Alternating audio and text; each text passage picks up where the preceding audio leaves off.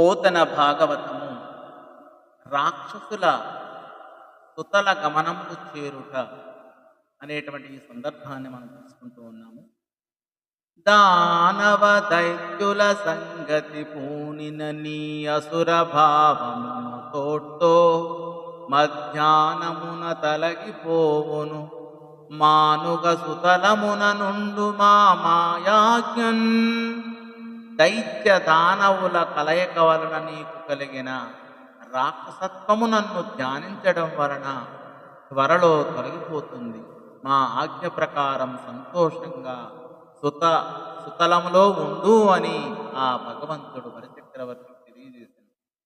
ఇలా ప్రీతితో మహాత్ముడు పలికిన తీయని మాటలు బలిచక్రవర్తి చెవులలో చెరకు రసపు జల్లుల వలె దూరి లోపల బయట నిండాయి.